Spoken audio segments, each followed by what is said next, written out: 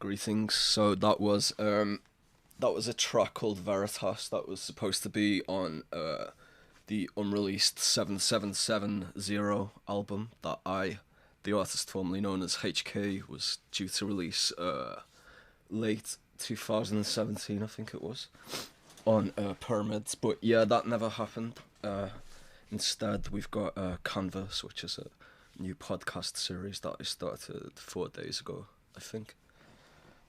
Anyway, it's Saturday evening. I'm sat here on my own with a cup of double espresso that my girlfriend just lovingly made for me. But today, I wanted a little bit of a change of pace, so to speak. So for the first couple of episodes of Canvas, I was mainly taking like questions and comments from the chat. But yeah, like today I think we'll get around to that a little bit towards the end. Firstly, I just sort of want to go on a little bit of a meditation or a rant of sorts about well, you can see in the title what today's episode is about. It says how to have success as an artist. And if you just bear with me, I'm just going to take a sip of water because my throat is quite dry at the moment.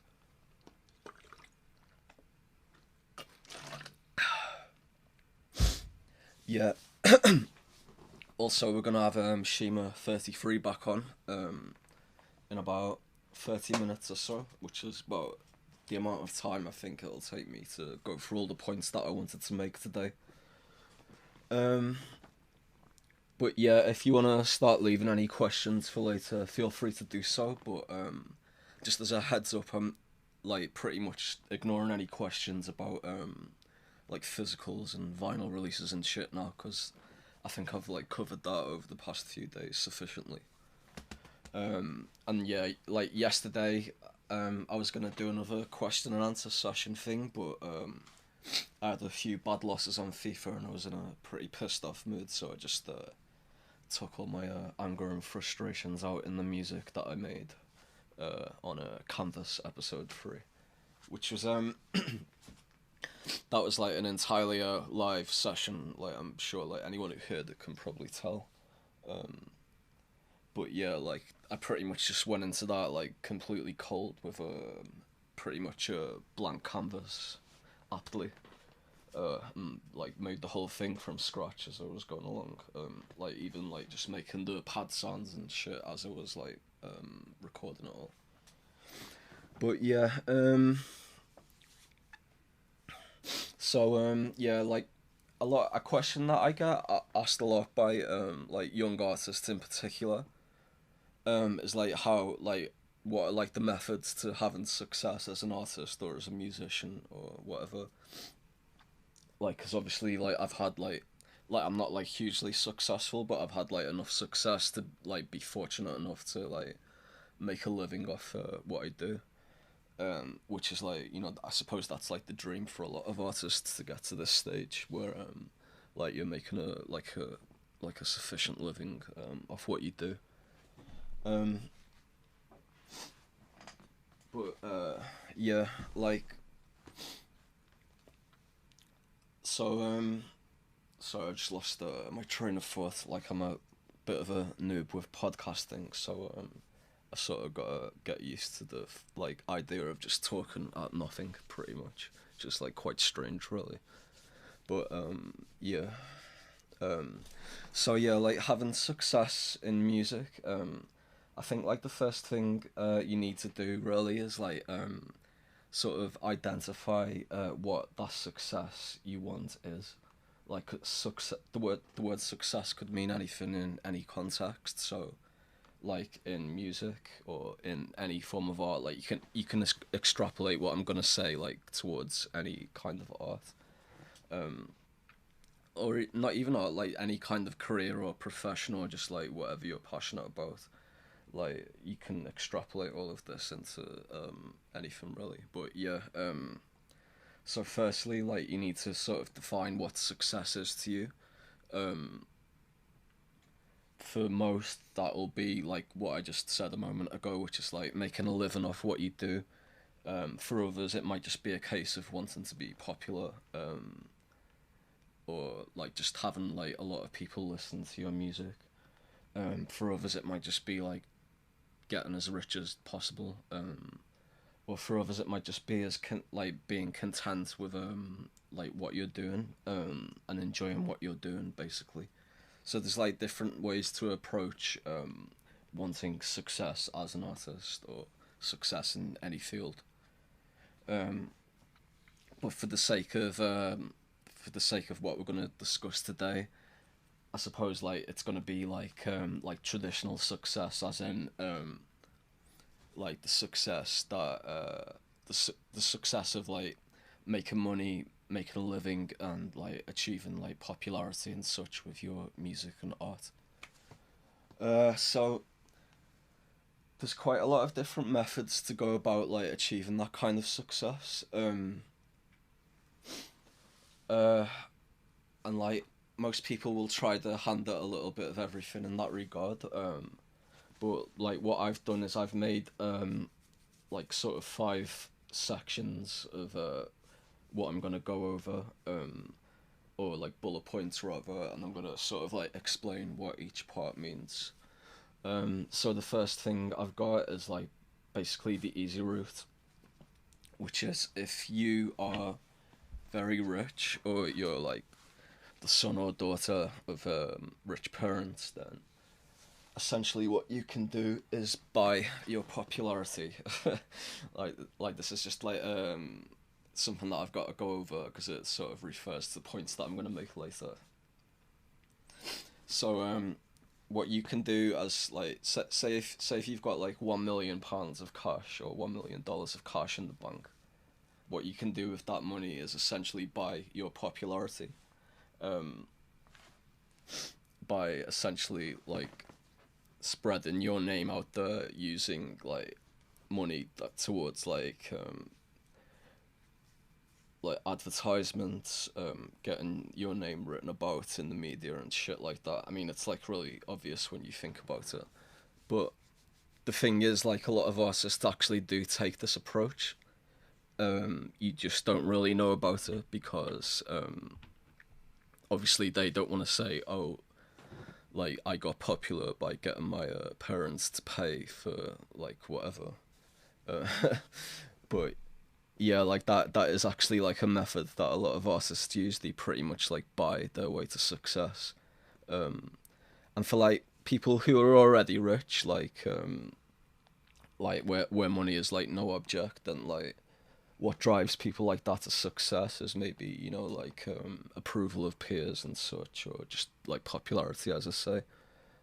Like, so this is why like there's all these different parameters of what success actually is in art and music. Yeah, so that was the first bullet point, so to speak. If you're rich, you can pretty much buy your popularity. Obviously, that's not what I did because I came from quite a poor and poverty-stricken background, so I had to do things quite differently, which is where we're gonna like lead towards soon. But yeah. So the next point, like that's a pretty like brief point that I wanted to go over. As I say, it's gonna refer to points that I'm going to make later. The next point to make was like this is like the sort of like climbing the ladder of any industry that you want to be part of, and that sort of like goes into networking, finding like influential people and befriending them, and like, you know, winning favor from them.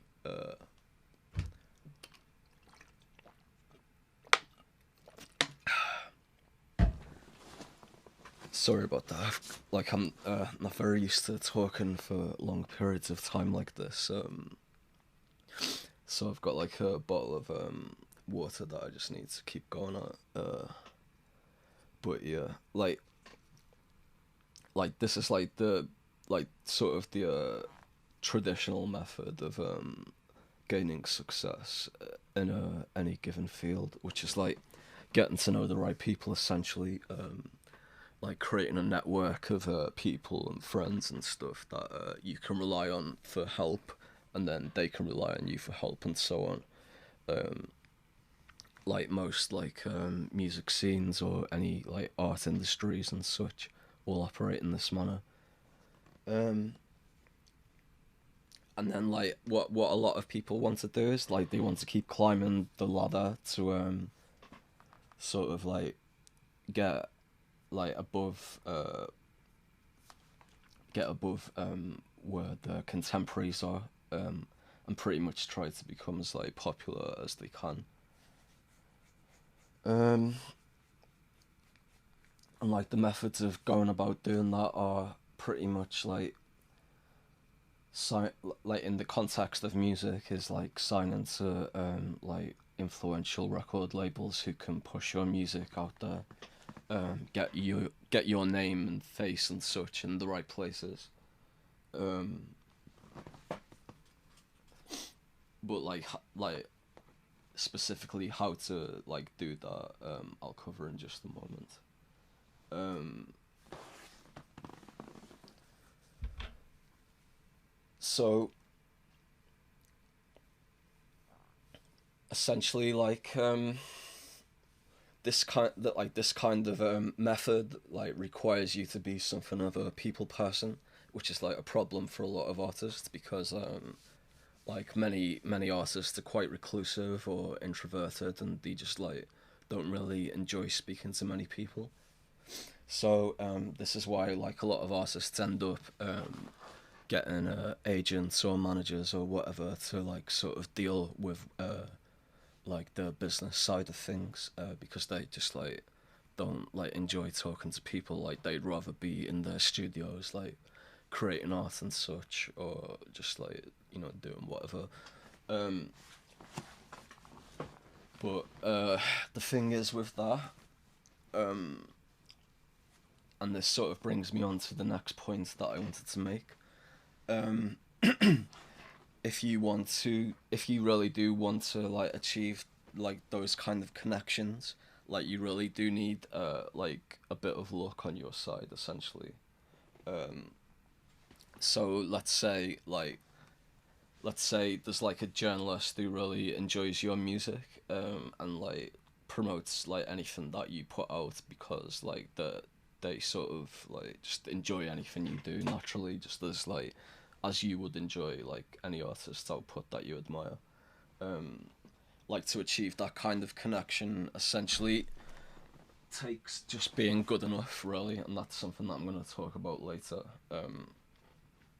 But yeah, like the thing is like this all sounds like what how I'm detailing it right now all sort of sounds like straightforwards and simple to engage with and such.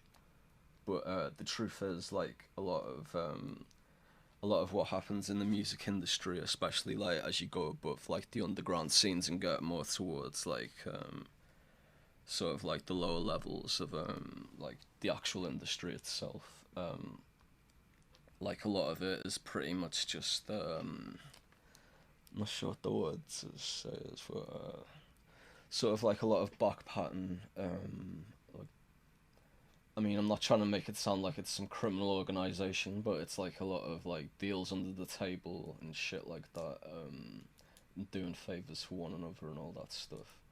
So if you actually want to get into the music industry, you sort of have to climb these like different ladders that exist. Um, and then when you're in the industry, then that's the point where like you can keep climbing and then achieve the success that you want to have. Um, Obviously, this is just the one pathway that I'm talking about, but is it like the best way to go about things?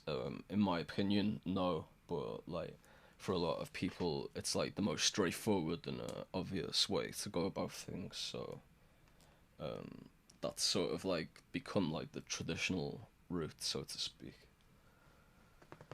Um, so what happens is like a lot of artists will end up getting the like what they'll do is like maybe they'll put like some songs out on I suppose these days it'll be like on SoundCloud or Bandcamp or whatever. They might gain like a little bit of traction organically. And at that point is where like they'll start getting offers from like agencies and management and stuff like that, who'll want to represent them for like a cut of the money and basically a cut of the prospective money that they can make for them. Um, and then what happens when artists get like an agent or a manager like that is basically the agents and such know the right people to talk to get them signed onto like bigger labels, get them pushed in the music media and such. Um, so like at that point, like if you can sort of get to that point, then like you don't have to put the effort in yourself anymore. Like you'll have people doing it for you. But obviously, not everyone is gonna get to that stage. So like a lot of like well, the larger majority of artists through their own networking and their own like their own promotional work and such. Yeah. One moment, just need a bit more water again.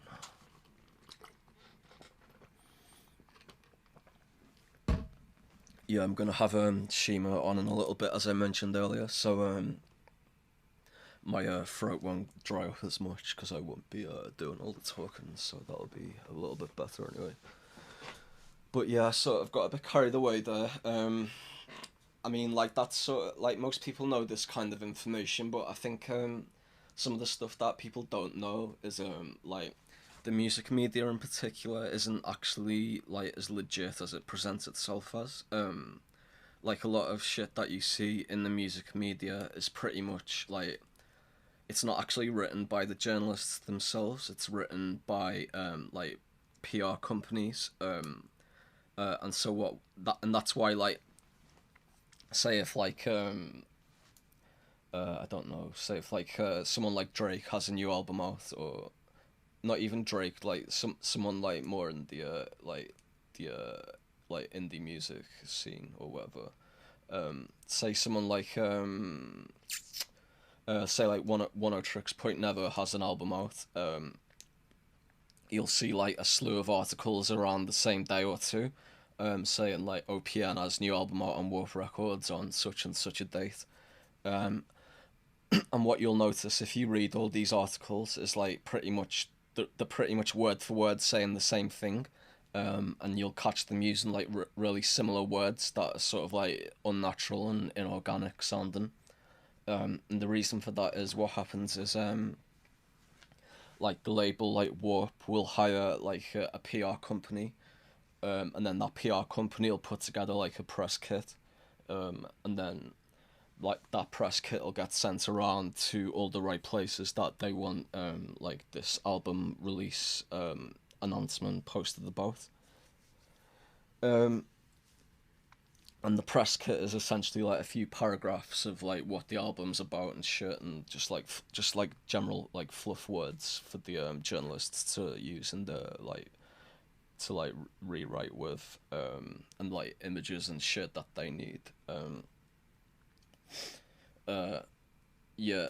So what happens is like the PR company will say like we want this out on like whatever date, like next Tuesday or whatever, and then like pretty much like all the like media companies that they're operating with will put out like pretty much the same article at the same time. And this isn't just how music works. This is just like how like the media works in general. Um, so like you can see it like I don't know with like books or like films or whatever, video games. Like it's pretty much the same thing like over and over like in all different industries. And it like extends beyond like arts and entertainment as well. I think like this is true in like like politics and shit as well. Um, so like essentially what that means is like the media isn't exactly like presenting like the truth in a sense. Well, I mean, it's not untrue, but what it's doing is like it's basically acting as like advertising under the illusion of it being like journalism or whatever, or news. Yeah, I mean, like it is news, but it's only news because like they're presenting it as news when in essence it's just an advertisement for a product.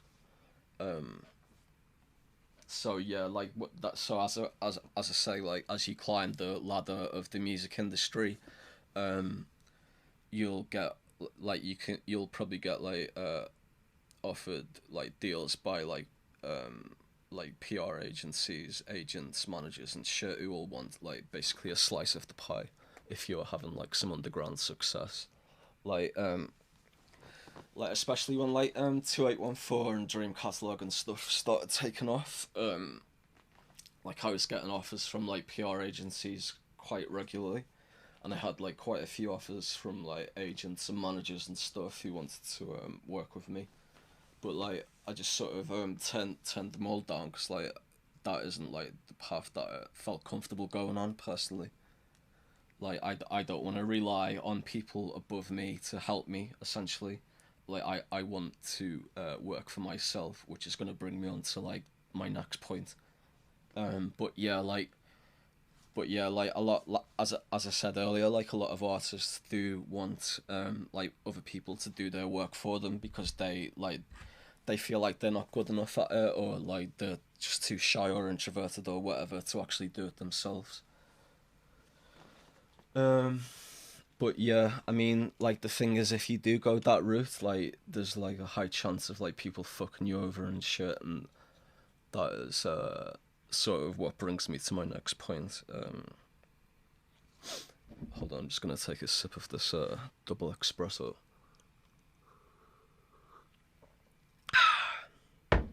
Yeah, I've not long woke up, so I'm still a little bit groggy and such. I'm on like a 26-hour sleep cycle at the moment, which is quite irritating. Like this is something I sort of fall back into a lot, unfortunately, because I have like long-standing problems with like sleep, insomnia, nightmares, sleep paralysis, and shit. Like this is something I've talked about before. I'll probably go into it in depth one day on this podcast because I think it's quite interesting. But yeah. Anyway, my third point I wanted to go into was essentially treating your art and music as like an entrepreneur. So instead of I mean this sort of ties into the last point as well. But also it like goes off into like different realms. Instead of like relying on other people to like do the work that you don't want to do, what you can do is pretty much go entirely solo and be like an entrepreneur in a sense. And then like you've got like full command over what happens with your like music and art and stuff.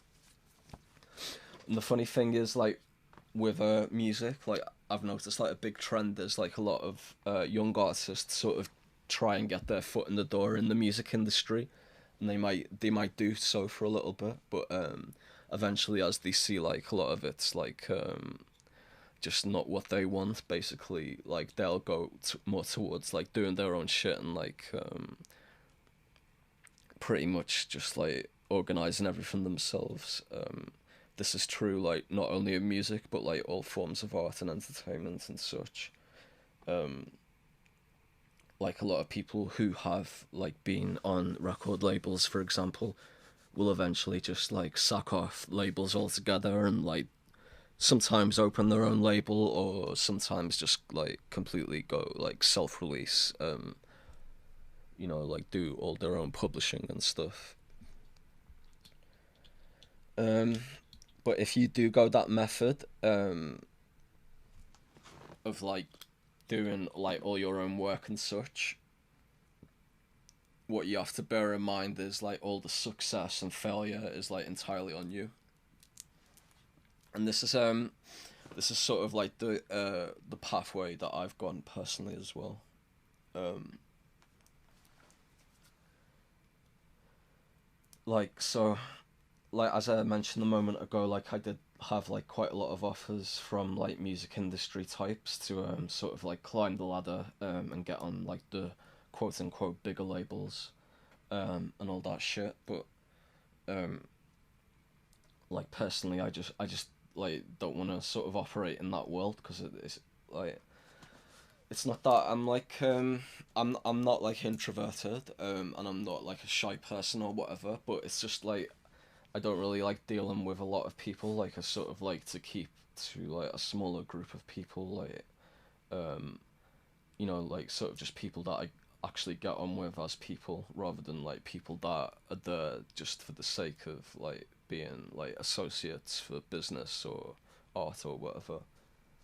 Like I'd much prefer to work with like an artist who I personally get on with that isn't quite as good as someone who I wouldn't get on with, if you know what I mean. Um, because I feel like when you're working with people that you actually like, there's a lot more like authentic chemistry there to play off, and that can like spark like greater ideas than you could have first thought of. But yeah, like as I say, yeah, like that's like the third pathway is to pretty much like become like an entrepreneur in a sense, and to do that like a lot of artists are sort of scared of the idea of being like um business people. But if you think about it, like business and entrepreneurialism is like actually an art in itself. Like it takes a lot of creativity to come up with like new and engaging ways to get people to be interested in the product you're selling. And in this case, it's just that the product is like your art and your music. But like if you think of it more as like a creative endeavor rather than like a rigid, boring endeavor, then you can like come up with shit that you're actually interested in. So like, for example,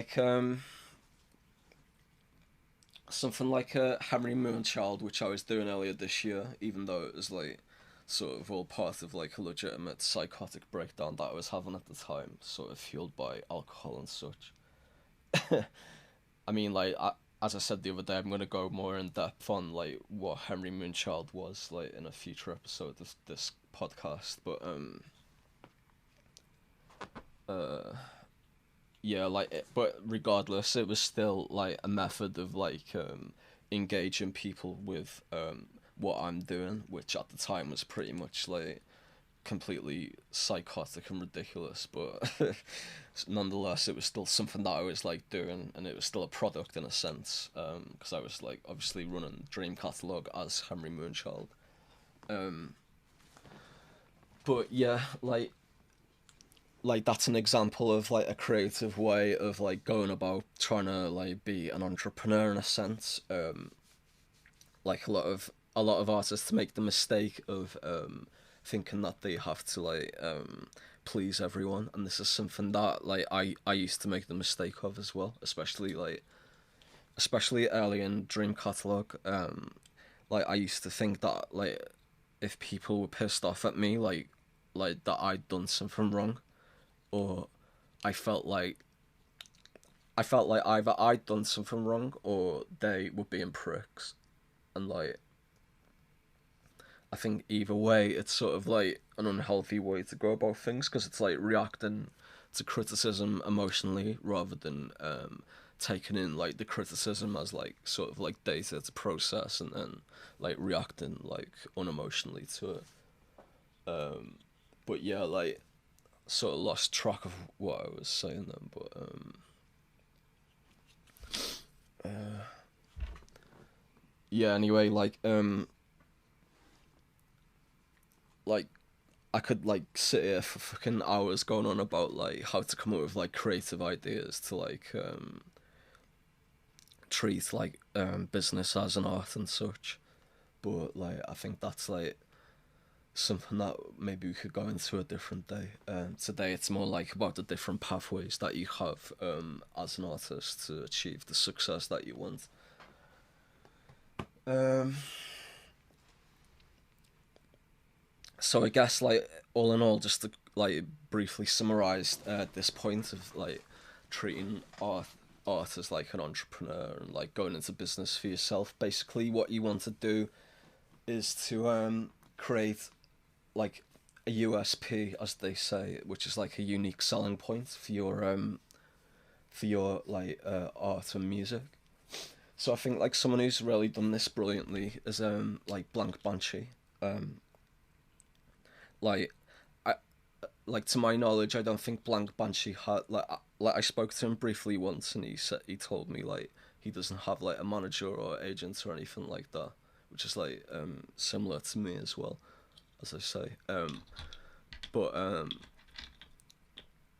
and he also said to me like I could never like because what happened was like I asked him like years ago if he wanted me to do like vinyl reissues of Blank Banshee 0 and 1 albums on Dream Catalogue.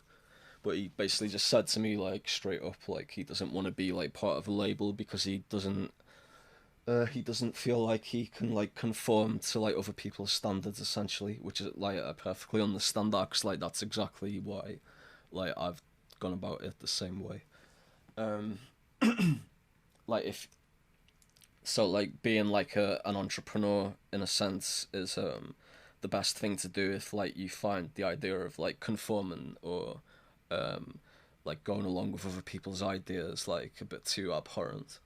Like pretty much going into business for yourself is like the best way to go about it. But yeah, like Blank Banshee's like a great example of it, of creating like a USP for himself because like what he did is like he sort of created like a mythological world around his whole art and music, like using like mainly I think the music videos are like the biggest thing that sort of like really like sold his music to people. I mean the music itself is really good, and it's like really well produced and well put together and such, but I think it was like those music videos are like really inventive and creative, and like there was really nothing like it before they came out, and I think that like when you've made something that really resonates with people in that manner, like it just sort of speaks for itself, and you don't really need to bother like talking to the media or like getting agents and that kind of shit because like it'll essentially spread virally just via word of mouth or just because like basically it's good enough. And that's the thing like how do you make something that's like good and like just good enough and resonates with people? Like I think that's um with Birth of a New Day in particular, with me and Telepath and 2814, like that's another one that just seemed to resonate with people naturally. And I'm not saying that to toot my own horn, I'm just like saying it like objectively. It's just like we've been like really lucky and fortunate that that album in particular was like just something that sort of like hit the spot with people. And I can think of other albums like going backwards, like an album like Burial's first album, like that really blew up just on the strength of its like quality and uniqueness and such. Um, yeah, so I guess like the biggest key to being an entrepreneur. I mean, you can go about like the whole networking thing and creating like a network of influence and stuff if you want to, but as I said earlier, like a lot of artists don't want to do that, and you don't need to do it if your stuff's good enough. But I mean, like if you want your stuff to be good enough that it spreads on its own virally and like word of mouth, basically, like it needs to be like really really good, and like that means like getting into like the top 0.1 or top 1% of like what's good. But like how do you like estimate what is good? Like I mean, a lot of artists think what they're making is just as good as X, Y, and Z. Like a common criticism of 2814 is that it's like generic and boring, and like it's not too different than like ambient music that came before it decades ago. And like they're all like fair criticisms that like in the right context apply in a sense. But also you have to understand the context of like 2814, not just musically but like aesthetically sort of has this like air of mystery around it, I suppose, like especially for people who don't know me or Telepath very well. um like a lot of people are just going to come onto like something like 2814 just by seeing it on the thumbnails on YouTube, for example. Like I think that's been like the biggest like advertisement for us basically, and I think that'd apply to like a lot of the big vaporwave hits as well, like Blank Banshee and Macintosh Plus, Saint Pepsi and all that stuff. So like yeah, I think a lot of people just sort of see like the album cover that Kid McGrath did, and they see like the kanji, the Japanese kanji characters, and they just click on it because it looks like mysterious and shit. And then like they listen, and I suppose like a lot of people just listen and enjoy it, and that's like enough, isn't it? To if a person enjoys something, then like you've sold them on it essentially. And that's another thing. Like if like another huge problem artists seem to have is they think about like the popularity and the money first before they think about like the quality of the music and the art itself. And like this is like a huge problem because like if you're being like really money oriented or popularity oriented, then I think what happens is like the music itself suffers, and in a sense that means you're never going to be as like popular as like you could achieve. Because like when you're really focused on money, you make like the subconscious decisions to like do things that you think are going to make you money rather than things that you think are going to make the art like interesting or good. And it's like it's what makes the art interesting that like retains like people's interest rather than like what you think's going to make money. Because like I think if you speak to like a lot of entrepreneurs, like they'll pretty much say the same thing, and a lot of like people who make lots of money, like they don't do it so much for the money, they do it more for like the art of making money, if you know what I mean, or the art of whatever it is that they do to make money. Yeah, I've sort of went off on a lot of different tangents on this point anyway, but I've got two more points that I wanted to go over, or two different pathways rather, but as a little break first, because I need to go and get a bit more water and shit, maybe a banana or something to eat. I'm just gonna play, this is one more tune that was gonna be on 7770, but never came out.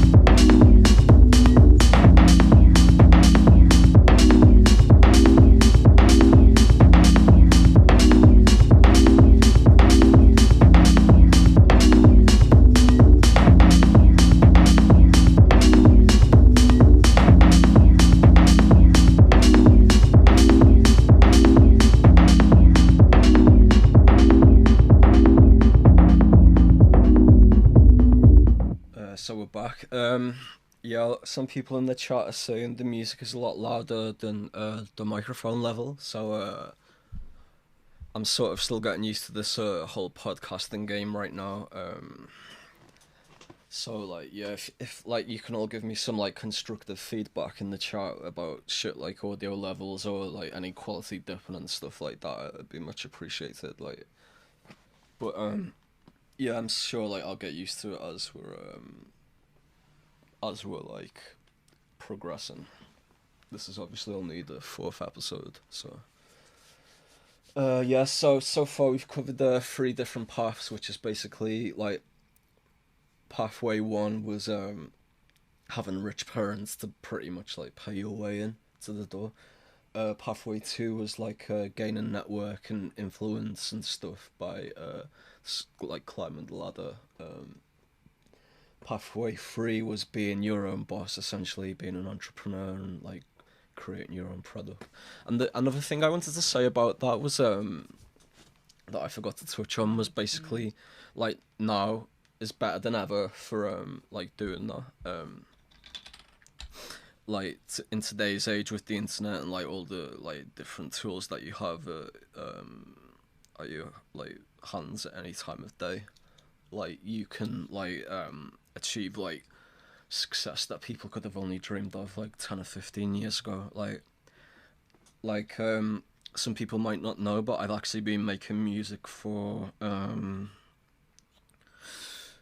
I suppose it must be like 15, 16 or 17 years now or something. And obviously I only started to like achieve like some sort of success with my music in about 2014 with Dream Catalogue and Hong Kong Express, and then like obviously like 2814 really took that to the next level. And then like Dream Catalogue itself like just kept growing from there. As did all my other work as well. But yeah, like yeah, because like years back you didn't have shit like SoundCloud, Bandcamp, just anything really. Like even like getting a fucking like a zip file of your music like online and for people to listen to was like hard enough in itself, especially like if you didn't have the money to like pay for your own servers and shit. Like, and like the idea of like actually getting music into like record labels or whatever seemed like really alien to me. And I suppose it must have been to like a lot of young artists like around the same age as me at that time. Like a lot, like especially then, like the idea of like networking and stuff was much more important than it is now. But as I say, like today, in today's age, you can pretty much go on SoundCloud, upload a tune, and if you're lucky, it'll fucking blow up overnight and have 1 million plays by the morning. And then you'll have like a career made for you there and then. But I mean, like that's sort of like winning the lottery in a sense. So there's sort of like a balance of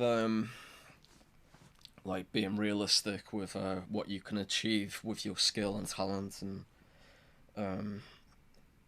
basically like really like pushing yourself to like create the best thing that you can to resonate with people. Yeah, so anyway, we've got like 2 more different pathways to go over, and the 4th pathway is the idea of not being popular at all. And like this is like something that I've thought about for years. Like the idea, like let's just call it like the alternate pathway, which is you are very unknown, but your music is of such a high quality that you can sell it to one or a very small group of people for high amounts of money, or yeah, so basically you can make a living just being like funded by like a small group of people or just even one person. So like how would you achieve something like this? I mean, this is like quite an absurd idea, and it's not like one that is I doubt many people have even thought of it before. But I mean, like even something like Patreon is sort of in this, like it sort of works in this way. I mean, that's sort of just like streamlines the process in a sense. But so yeah, like if you have like if you're like an artist and you're like regularly making music, let's say you're making like I don't know, like if you're really prolific and you're making like an album a month, like sort of like someone like Telepath or Sangam or even me a few years ago. Let's say if you're like really that prolific and you're making that much music, like you can you could you can sell that to someone who's rich enough who wants to pay for it. So let's say if I was a millionaire, for example, and I really like I don't know, like well, Shima is on later, so let's say I really like Shima's music. Um, Not saying that I don't, by the way, but but yeah, like let's say if I really am in love with Shima's music and like I'm like rich as fuck, and I want Shima to make more music than he's actually making. One thing I could do is like pretty much pay Shima a living wage to make music for me, and like that. I think like there's sort of like relationships that do exist like this around the world. But uh, obviously it's not something that you're gonna hear about often because like the people paying for the art itself like aren't gonna want to give it away for free or whatever. But like how would you get into like a relationship like that? I suppose it's just sort of goes back to like creating your own USP with your art and music again, which is basically like what makes you stand out from the crowd and what makes you you essentially. But yeah, I don't know how to give tips on how to like achieve that kind of goal because like obviously it's not something that I've ever achieved myself. But as I say, like something like Patreon is like really similar to that. Like you when you're like getting funded by people on Patreon, like they're essentially paying you a monthly wage to do what you do because they find value in what you do.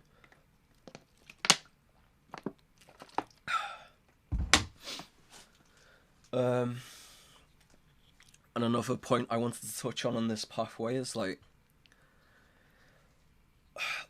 in the difference between like painting, like art, like the art world, like painting and all that stuff, and music is in the art world you basically create one product that you sell for like you sell like one time. So whereas in the music world you can like sell an infinite amount of your music, like as much as you can press physically or like when digitally obviously it's pretty much infinite. So but like I had this idea years ago of basically like you can like create like Wu-Tang Clan did this as well, and they sold their album to Martin Shkreli for like $2 million.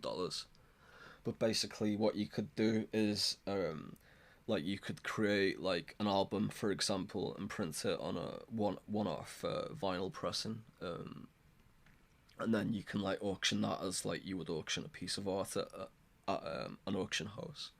I mean, it's just like one idea anyway, but it's basically like a pretty different pathway to like achieving success in some realm anyway. But yeah, I mean, like that's something like that's more something to trigger like thoughts rather than like something that you can explicitly do because obviously it's not going to work for everyone. I mean, like you probably need some like rich fans to be able to pull something like that off successfully. Uh, so yeah, the final pathway, and this is probably one that I recommend to most people because like the other four pathways are sort of like stressful, and like the thing with art is like art and music and stuff is like there for relaxation for like probably like 80% of people, I suppose. If I had to like guess, like art and music isn't like something they want to do for their career. It's something they just want to do because they enjoy it. and that's like the final pathway is pretty much to just be content with what you're doing and like enjoying like the process itself.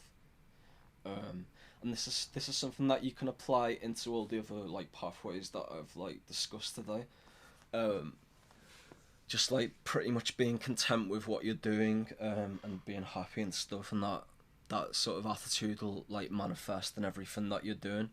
Because like when you're stressed and like you've got like feelings of anger and discontent and stuff, that really like leaks into your art and music.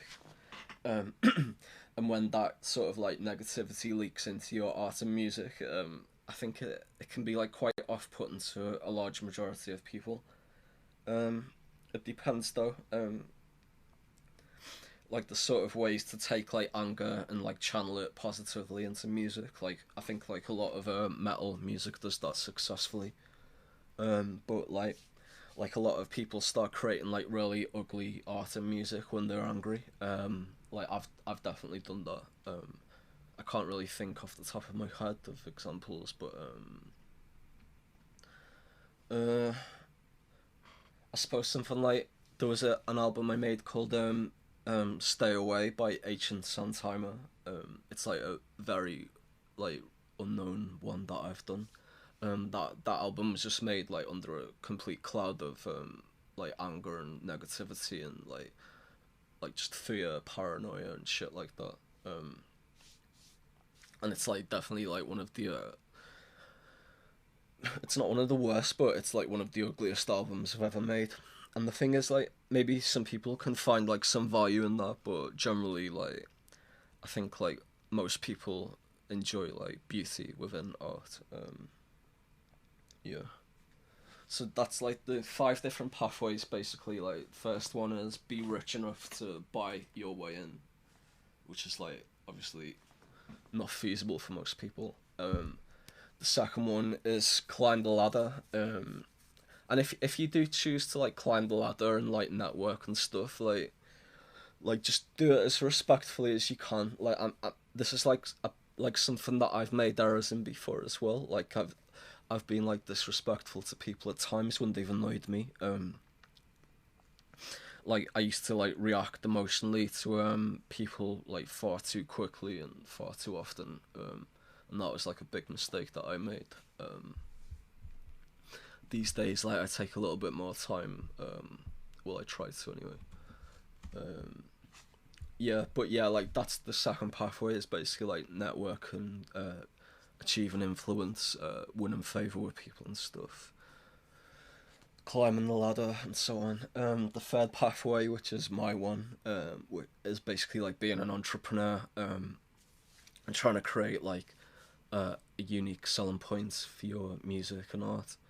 And like I think like creating a unique selling point is like key, regardless of whichever pathway you choose anyway. But it's even more so in this regard. The fourth one was like pretty much like new ideas like Patreon and such, or like having someone fund you. And the fifth one was just being content and treating it like a hobby. So I think that about covers everything that I wanted to go into. Obviously, like we could go deeper on any of these subjects, but that sort of like covers everything like briefly. We've been running for about an hour now, so I'm gonna play one more tune, and then I'm gonna bring Shima in for the rest of the show, and we'll answer some questions and shit from there. So since I've got the folder open, here's another tune from the unreleased 7770 album.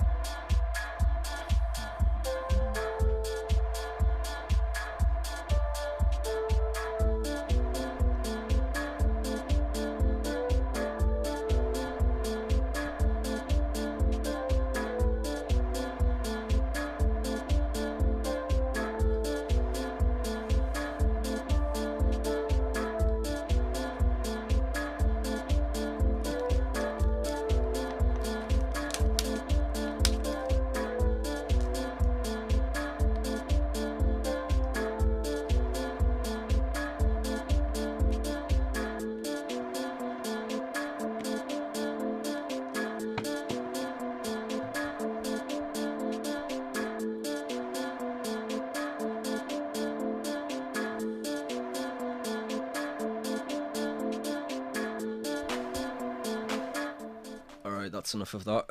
So we're back now for the second half of the show, and we've got Shima33 on the line. What's up? Hey, yo, man, how's it hanging? Yeah, not bad. Yeah, like I've just spoke for an hour, pretty much non-stop, so I need to give my vocal cords a little bit of a rest for a moment. So if you wanna, Yeah. take it away for a couple of minutes. Yeah, okay. So, what's going on in the world of Shima33 since we last talked? I bought a new bottle of hot sauce. That's about it. No much more has been going on than that. What brand of hot sauce was it? Was it Frank's? Yeah, no, it was Ancona. Oh, I've not heard. Ancona, it's a bit vinegary. Have you ever had it's got the spice. Have you ever had JR's barbecue sauce? JR's barbecue sauce. My God, I've never had JR's barbecue sauce. Yeah, I wish I could. God damn it. I went into like one of those sort of like independent spice and sauces shops recently, looking for it, but they didn't have it in there. So I think I'm gonna have to order it online and see what it's all about. Yeah, I think it's mail order only. No, there's like some shops that stock it, but it's like, you know, like specialist type places that sort of import it from The America. specialist spice shop where all the maniacs go. Yeah. Like that's where I went. I bought some like what was it, like Moroccan seasoning or something that I added into a soup last week, which was pretty nice. Nice one. Yeah. Nice one.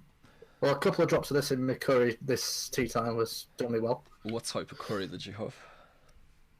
Just your usual chicken, but like because the kids can't usually handle spicy food, my mum makes it like really, really plain. So I bought my own bottle of hot sauce to sort of top it up whenever I get the dog curries in. Yeah.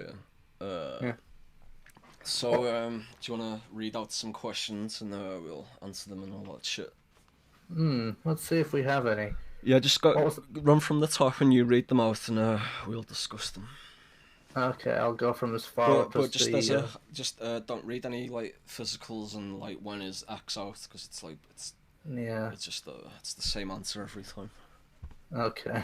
Just to cover that, basically, like I don't know when things are coming out because that's not my side of the label. So yeah. Todd will answer those questions. All right. Okay. Yeah, so just what did he say his angry album was? Says Joe Jensen. No, go right to the top and we'll run right to the top. Yeah. The chat isn't scrolling any further. All right, I've got it at the top, so I'll do it. Yeah. Right, let's go. And some good Harvey vocals right there. Yeah. So G8 says, "Is this MDE?" No, it's not. I have no idea who MDE is. It's $1 Million Extreme, like that Sam Hyde. It's like a sort of comedy troupe of sorts. Ah, right.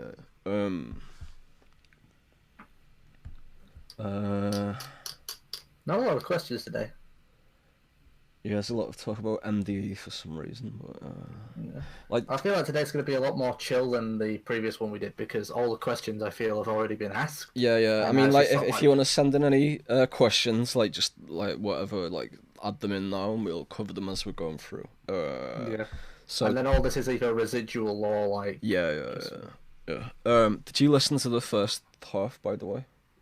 Yeah. I heard what you had to say, although I was making a tune that I've sent you in the meantime. Oh, right, yeah. And me making and mastering that kind of drowned out half what you were saying. Yeah. So I'm going to have to go back and listen to this myself. Yeah. So. Although it did sound like you were saying some important shit. Yeah, I think, like, it's a question I get asked a lot, you know, like, how to, like, be successful or whatever. So, like, I thought I'd pretty much, like, try and cover all the different bases in a sense. All the roads to fame. Yeah. So Dank Vibes asked, how did I meet Kid McGrath and get him to do the album art for 2814? So actually, he approached us. He like, it was like shortly after the first 2814 had come out, I think, because I did the album cover for that one. but from Birth of a New Day, like he approached us and basically said like he'll do us like an album cover for free because he like likes our work and such, and just in return like can he like use like our music on his Instagram posts and all that stuff. So like obviously we agreed to that because like his stuff's amazing. And then we just sort of described what we wanted for the Birth of a New Day cover, and then he made it for us, and it was like pretty much spot on. So, but then for Rain Temple, we just like paid him because like we were in a bit of a better position at that point to do so. And that was another one where we just like described what we wanted, and he did it for us. So I've lost where I was again now. Enwy says bring back MDE. So I don't think that's in our control. yeah. I mean, we don't really have much relation to MDE in any capacity, but I actually like the really early like Sam Hyde and MDE stuff. I found quite funny because it was sort of about like deconstructing comedy in a sense, like, and it was like more about making fun of the notion of stand-up comedy than like what it became. I think like as it like sort of progressed into just playing to his own bass and stuff, and like the audience turned more into like the people who were actually laughing at his jokes, like that's when it wasn't funny to me anymore. It was just like boring. Who was the I've forgotten his name again, the guy that we were with who did the DJ mix with us, who was all over Sam Hyde. I've forgotten his name again. What, Lucas? Yeah, all at your pad. Lucas? Yeah. How can you forget He Lucas? Haven't you met him like you've met him like 3 times and you forgot his name. I forgot his name. I can't forget the character. He's a very charismatic guy. But we definitely need to get Lucas on the podcast actually. Us three are like the triple threat match. My God. Yeah. Gonna break Sam Hyde in half with a steel chair. Let's see. Yeah, so there's like a lot of people commenting on what I was talking about, more so than questions at that point. Dank Vibe says, this is an interesting point actually, these days a lot of artists get success through memes and being viral, essentially. Sorry, memes, not yeah. And yeah, memes. Yeah, that's actually a fair point. Like, I mean, like a lot of like I remember when like my stuff was taken off, like a lot of people like were calling it a meme back then as well. But like things just change over time, I suppose. To be fair, Vaporwave as a whole was a meme. Yeah. I mean, it's like one way, but I don't think it's like a very lasting way, like, because like memes come and go so fast, so, you know. A meme is an expression of culture. Yeah. Well, doesn't like the concept sort of come from like Richard Dawkins and stuff of like memetics or whatever? I have never bothered to look into it. I have more important things to do with my time. Yeah, I've never read any of his books. It's just I've sort of heard that somewhere. But I was thinking of actually reading one of his books recently, so I might do that. Yeah, pick it up, see if it's worth your time. Yeah, I'm not actually an atheist or anything, but I'm like quite interested in that perspective. Anyway, Speaking of religion, Buddhist since I was 15. I've already covered this, I believe. Yeah, you went into that on Halo Pod. Dank Vibes asks, I think every show we do, we say like Dank Vibes asks at least 15 or 20 times. He's a very questioning little kid. He wants to know everything. So Dank Vibes asks, Tafka, has it been hard at times to create music in other aliases and having no attribution directly related to you? There was a time when I sort of one thing that used to bug me was when there was like, because there's always like being people who just hate me for whatever reason, and that's fine. But one thing that used to like make me laugh but also piss me off was that when like people who hated me were also like repping like other projects that I did that I didn't like, they didn't know were me at the time. So I remember there was this one guy I remember he was pretty much on a campaign of hatred towards me, on like Twitter and shit. But I remember he did like top 50 albums of the year or whatever, and he had it was like before people knew I was Chessmaster, and he had Chessmaster as like I think it was like his second or third favorite album of the year or something. So that made me laugh. But yeah, like you got Ben Shapiro on that one. Like anyway, yeah, like I mean, it doesn't like I could probably make like an album tomorrow. Like stuff like Silk Demon and Artist Is Unknown. Like I didn't ever explicitly say they were me, but like people pretty much figured that out straight away. But like I was pretty content just putting that shit out there of like no like premise of it being another side project of mine at first. So I think I'm pretty much over the point like wanting like admiration and stuff. Like it's just once you actually receive that, once you actually start receiving it a bit, like you realise it's not all it's cracked up to be. It's just like it doesn't really matter in the long run. So the artist formerly known as The Artist Is Unknown. Yeah, that's a pretty good name actually.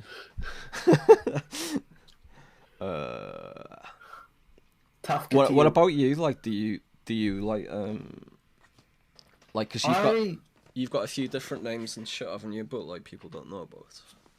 I have only ever used like 2 aliases that I've publicly put stuff out under.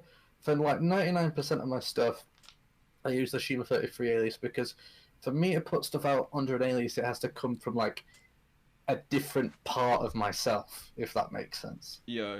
Like the Hard Vapor stuff I did as Stress, that came from a very, very pissed off sort of demonic side of me. Yeah. And I'm pretty sure if I segregate myself further, you'd see more aliases, but I'm quite accepting to my emotions, so yeah. If I understood myself less, you'd see a lot more aliases, I bet.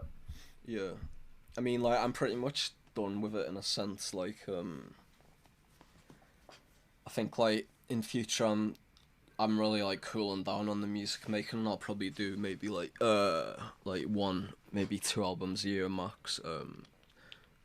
I've got no plans right now as such. I'm mainly like Quality, focusing on this book. What's that? Quality, not quantity. Yeah, exactly. Yeah. I mean, I was more of an advocate of quantity over quality in the past few years, but yeah, now I'm going more towards quality, which is probably for the best. Yeah. Speaking of which, my music production's actually speeding up. I'm going back to weekly uploads. Speaking of which, have I uploaded my SoundCloud as late? Hang on, let me just quickly check. I'm unsure. My last upload was... Yeah, you had like a few of those jazzy tunes and shit, didn't you? Yeah. I'm still doing that. Although the song that I've sent you is quite different in that, like I said, it's copied off of your the vibes that you had on 7770, so it's got that kind of darkness to it. My last upload was 4 days ago, so I don't have to do fuck all for another 3 days. So are you doing like a little bit of a weekly thing every every Monday or Tuesday or something? It's just every 7 days. I don't know what day it falls on, but basically when I was blowing up around 2015, 2016, I think me doing weekly uploads sort of contributed to that. Yeah, I mean, like SoundCloud had much more traction. Yeah, like it was just like a better culture back then. Now these days it's like pretty shit. Like it's just like an audio device. I mean, like a storage device rather. Yeah. The two that I'm thinking of migrating to is either Newgrounds or YouTube. YouTube, it's hard to get going, but once you get going, you're off. Yeah. And then Newgrounds, the community on there seems really, really sort of close knit. So I'm hoping maybe start like grassroots are there and then like transition it over, kind of like how Ego Raptor did. Yeah. I mean, yeah, I think YouTube's probably like, you know, it's sort of like it just lasts. Like I noticed like the past year or two, like Twitch really seemed like it might come up and overtake YouTube eventually, but I think now that YouTube's like really going for like the live stream and stuff, it's like sort of edging its way back, and it's pretty much gonna like remain as like the granddaddy of them all, as they say. Yeah. Anyway, let's go back to the comments and questions.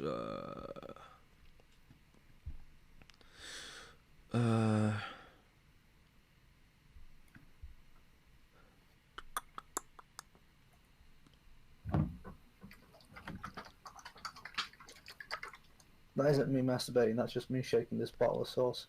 This is a family show that you just turned as PG-13. Fuck!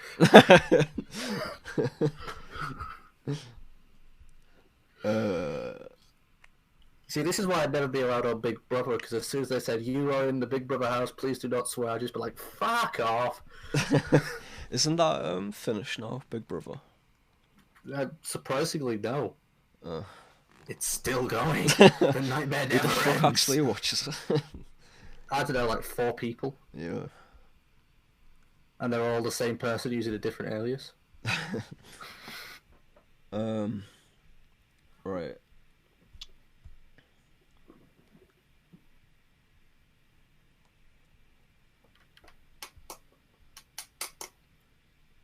Just giving everyone some samples. Dunk Vibes asks, what's your favourite chord? My favourite chord? Ooh, now that's a weird question.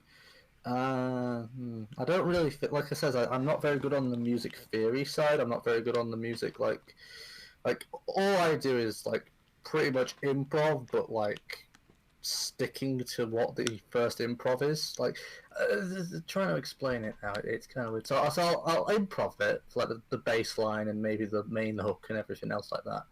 And then what I'll do is I'll stick to whatever key the improv is in, and then go from there. So as such, I have very little understanding of chords. But there was one chord that I actually asked, of all people, Bill Wirtz, what chord it was and why it made me feel so like goofy. So it might be the only chord I can name. I need to find it. Okay. Just for the record, I don't have a favourite chord personally. Like, doesn't really mean anything to me. Like, I can only name one chord, and it's the chord I've been told. So I'm just trying to find that, and then we'll go from there. But hold on, I'll play a nice chord on the melodica. My favourite chord is the accordion. Let's go for another one because I can't really answer that one. Nice one. I appreciate that. That's pretty dope. Yeah, that's a pretty sample good that's I actually, there's a song on Dragon Soul called Love, and that was actually the chord, and I actually played it off this melodica, and that's sort of how the song begun. I just enjoyed it. And the reason why it's called Love is because you actually secretly love that chord. Well, there you go. There it is. That's the secret of the universe right there. Anyway, yeah. So April asks, hard vapor or vaporwave? Depends on my mood. Yeah, I don't really care either way. I mean, if I'm pissed off, hard vapor all the way. If I'm feeling like going to sleep, then vaporwave. Yeah, I'm just like well past all that shit at this point. Bliss Monkey asks, what was the difference between choosing album art for Birth of a New Day and Rain Temple? So I suppose like we sort of had like the music made for both before we had the album art made, but we sort of had like ideas as we were making it, like what the sort of concept and narrative of the albums were going to be. Obviously, like Rain Temple was a lot more dramatic and spiritual in a sense. It's like a lot more like like definitely dramatic. So it's got a bit more of a dramatic and emotional cover to it, whereas like Birth of a New Day is a lot more still and chilled out. And I think the album covers both represent that in a sense. So I suppose that's the difference, really. Sand Eyewitness says documentary recommendations. I've got one in particular, but the thing is with the documentaries, it's one of those documentaries where it starts you off full of hope, and then by the end of it, it's just like, we're fucked, the world is fucked, everything's fucked. What is it? And it's a documentary called Hypernormalization. I was going to mention that one as well, actually. Yeah, like that guy, he works at the BBC, and he's like probably the only decent thing that the BBC does these days. He's got another great documentary as well called The Century of the Self, which is like I think it's even better than Hypernormalization actually. I haven't seen that one. Yeah, you need to watch it. Like all of his stuff's really good. Like I mean, it's not all completely accurate. Like there's definitely some like inaccuracies in his stuff, but as like a general overview of these things and like connecting the dots and shit of like how like time has moved forwards in the past century and stuff, like all this stuff is really good. I'm just gonna get his name actually because I forgot what his name is now. His documentaries are very good at making you feel like a piece of shit. yeah. Adam Curtis is his name. So yeah, if you just look up Adam Curtis, he's got like quite a few documentaries that he produced for the BBC over the past 10 or 15 years or so. Yeah, but yeah, The Century of the Self is probably his best one. It's like it sort of shows the link between like the early advent of like psychology as a profession and like an academic subject, like Freud and Jung and all that stuff, and then how it links into like how like marketing and capitalism like overtook the world in like the early 20th century and such. It's sort of like shown the link between those two realms, which is quite interesting. Yeah, that's probably his best one, I think. But yeah, Hypernormalization's another really good one too. It's dope. Another one as well, like this is pretty obvious, but like you know, like Planet Earth series is really good. Yeah, it's like goes without saying, really. The cinematography on Blue Planet too is Blue Planet, like any of those like really like high budget David Attenborough. Is it David Attenborough or Richard Attenborough? I always got those. It's David Attenborough. Yeah, any of those high budget David Attenborough documentary series are must sees. Can't forget Ancient Aliens as well. Yeah. So let's see. Still trying to find that chord that I was talking about. I have no idea where it is.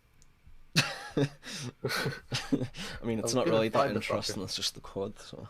No, but I'm like, now you've got me going on something. So now I'm going to spend 27 years finding this stupid fucking thing that no one cares about. So Vivian88 asks, is there a reason why Rain Temple cover art is so similar to that Styx cover Brave New World? I'm just gonna Google that because I've never actually seen it. Okay, I need to accept that I've lost this before I start driving myself crazy. Yeah, I've legit never seen this cover, so like it's like really quite strange, like how similar it is.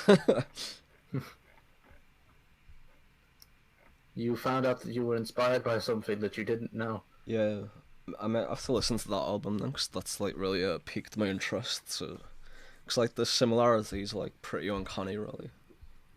Isn't that the trans-dimensional thinking? Inspired by something that you've never listened to. Either that, or I've just like seen it at some point, and it's sort of like registered in my unconscious memory or something, and I've like, you know, like. I don't know, like it's just either that or a weird coincidence or some shit. Anyway, yeah, it's possible. Yeah, if you want to know what I'm talking about, yeah, I'll actually stick it on the stream for a moment. Got me curious now. Yeah, I'll get the Rain Temple cover as well. Do a side-by-side comparison. Yeah. Okay, so if you're watching the stream. Here is Rain Temple. This is the cover for Rain Temple, the 2814 album. Now this is the cover that Vivian 88 mentioned. It's quite similar. This is from the band Styx, which I suppose goes back to like the 80s or something. Here it is. Now look how similar that is. It's like eerily similar. Yeah, there's a little bit of a delay on my end of the stream. Just give it 5 seconds until I catch that. Oh wow! Yeah, that is really similar. I mean, like you could easily think that we've just like ripped off the idea, but like genuinely, I've never seen this cover till just now, so it's like quite eerie to me, like how similar it is. Yeah, I'm gonna have to show Telepath this as well. Holy hell! Yeah, that's pretty crazy. Because like how the cover came about was I just sort of really had this image of like this girl overlooking like the city, like the obviously like the city is meant to be the city from Birth of a New Day, but like I sort of had like this idea that she was like overlooking it from like a temple in the mountains, and then I think it was Telepath who came up with like the floating sphere idea. I can't remember exactly now, but that was sort of like a late addition to the cover. Because like the idea of like the final track of the album inside the sphere is like the sphere being like the oneness of everything in the universe, so to speak, and that's sort of what like the sphere on the cover was meant to be representing. Sorry, buddy, I'm gonna have to report you to the copyright police. You're going to jail now. Yeah. Anyway, let's get back to that cover. What I might do for these streams is like I might make like a permanent image that we use, because like I'm just sort of taking random images every day at the moment, but I suppose that's something I'll think about as we move forwards. Well, we're painting different things on the canvas each time. Oh yeah, I suppose that's true. Yeah. I suppose we should keep it different each time then, yeah. Good point. Don't want to fall into regularity now. Yeah. So let's take a little break and we'll play the tune that you made while I was doing my first half of the show. This is Draken by Shima33, which I'm just downloading right now. Here we go. I hope you enjoy the second-hand HKE vibes that I was picking up as he was talking about all of his stuff. I literally made this in the 50 minutes that he was talking about how to succeed as an artist, so I had that on in the background, and in the meantime I was just plugging away in FL. Yeah. And this is what came out of it. Here we go then.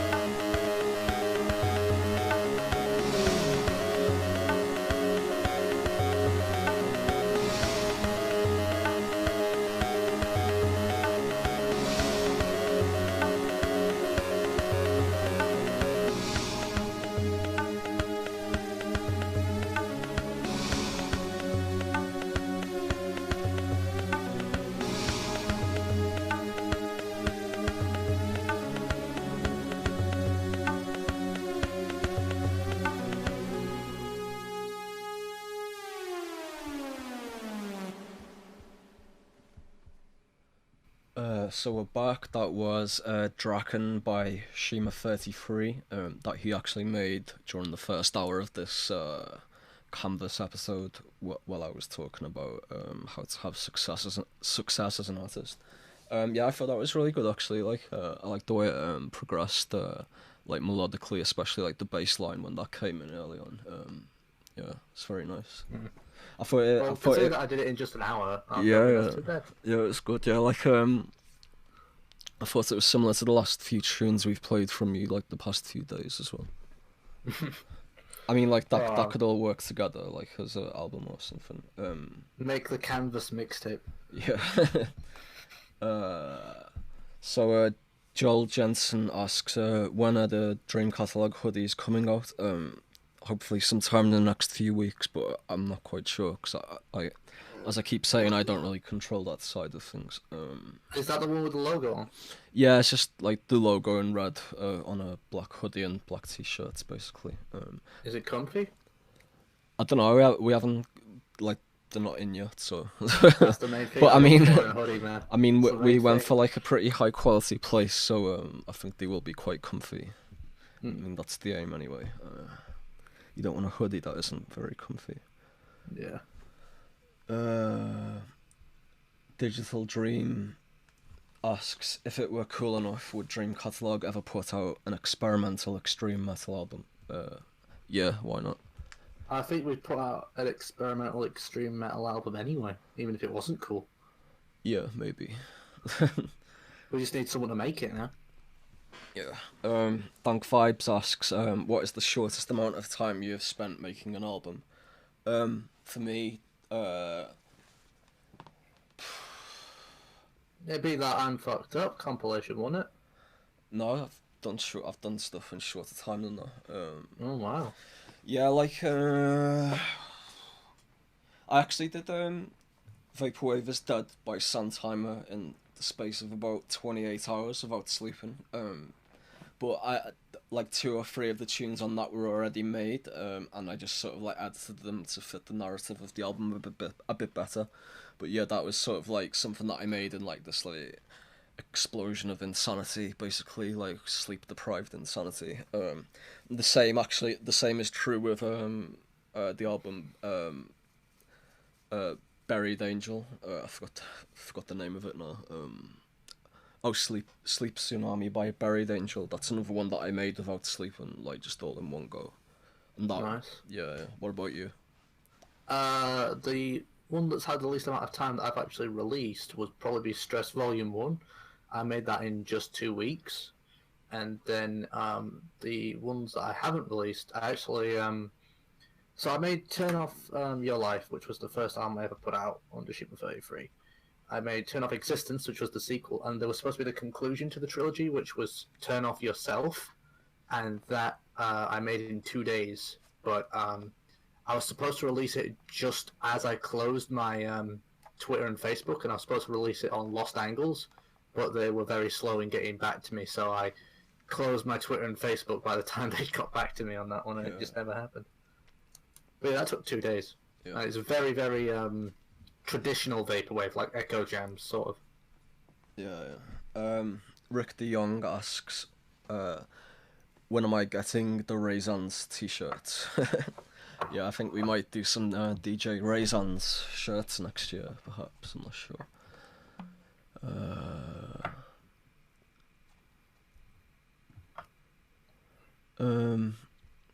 Rick Fields asks, what are your most obscure samples that you've used in tracks, if any?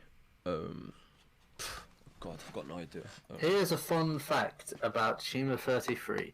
Did you know that every single drum I have used in every single song ever is a sample? Yeah, that's true, yeah. So you don't have your own drum kit that you play? No, I literally sample everything else and then take it from there. Well, here's a similar secret on my behalf.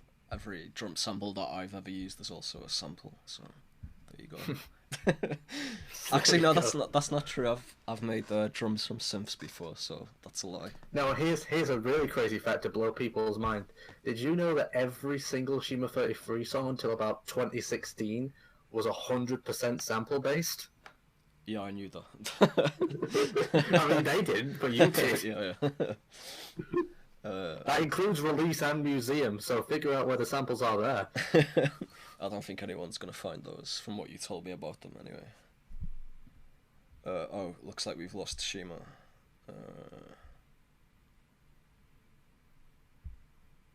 Anyway, yeah, I'll continue on and I'll see if Shima joins the call in a moment. Lewis asks, tomato or basil pesto? It's like the eternal question. Basil pesto for me. What about you, Lewis? Oh, Shima's back.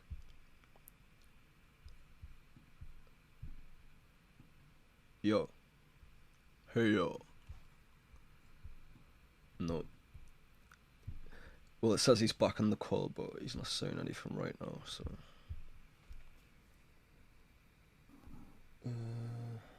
Oh no, am I in this? Yeah, I can hear you now, yeah.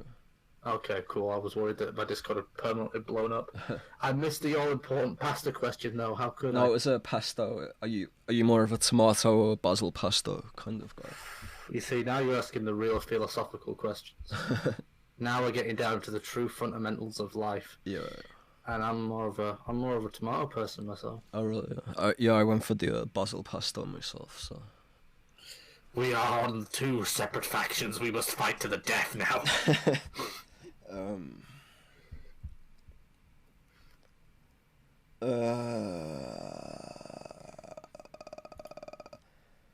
Dank Vibes. Have I ever read Snow Crash or Neuromancer? Yeah, I read like half of Neuromancer, but I never finished it. I found like the book used like too much like technological jargon from the 80s for me to like really get invested in it. It was like it's like a little bit. I found it a little bit impenetrable because of that. I much prefer Philip K. Dick when it comes to cyberpunk stuff. Have you ever read any of that stuff, Shima? I'm not big on books, honestly. Fair enough. You should read a book called Siddhartha by Herman Hesse, actually, since you're a Buddhist. Most of the Buddhist books that I own is either Bruce Lee or Alan Watts. I'm very sort of stereotypical in my Buddhic. The book Siddhartha, it's a novel by Herman Hesse, which was released in I think it was like the early 1920s, and he was part of like the modernist movement or something. Oh no, there is one Buddhist book that I have read that's a bit it's a bit uncommon. It's a book called the Shobogenzo, and it's basically you know the techniques that the Buddhist masters would use to sort of like teach the students the ways of Buddhism. Yeah. It's basically a book that documents all of those. And there's one quote which I love, which they should print on the front of the book if they ever reprint it. Basically, a Buddhist master was asked, what do you think about the Shobogenzo? And he said, "Oh, that's a terrible book. It explains things so clearly."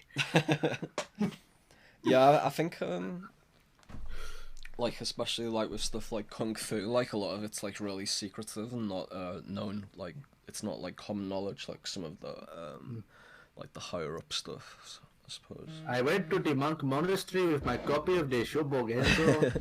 Yeah, like I think in my face. Like Bruce Lee in particular, I think he was like heavily criticized by some like kung fu masters and stuff because he was like giving away like I suppose state secrets you'd call it of kung fu. Yeah.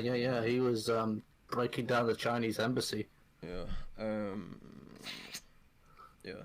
Actually, like another book like that is a Japanese book called Way of the Samurai, which is sort of like the same thing, but in regards to like, I think it was written in like the 1800s. It's sort of like a handbook on how like samurai should conduct themselves, which is one that I read when I was a bit younger. And because of a typo, it also ended up being a book about samurais making cheese. What? Curds and Way of the Samurai. What? Never mind. Never mind. That just went over my head. I give up. Alright, okay. Joel Jensen asks, what is your guy's favourite Dream Catalogue release post Divine Chaos? Mine! Yeah.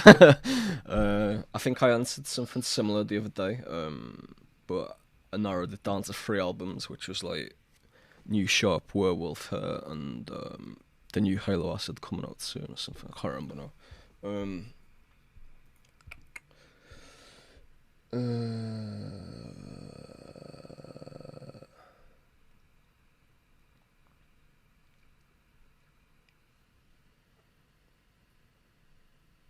Sorry about that. What's that? I just had to mute myself. Oh no, it's okay. I'm just trying to find the questions. I got a bit lost. Okay, fair enough. There's a lot of people reacting to the album cover thing earlier, and being shocked. Yes. Yeah, it's quite creepy though. Although I did find one. Seeing as we're talking about copying album covers, I have found one album cover that I've literally just found in my music shuffle, which I would love to copy. I'm going to send a picture of that to you real quick, because I'd love to copy this. This looks fucking... But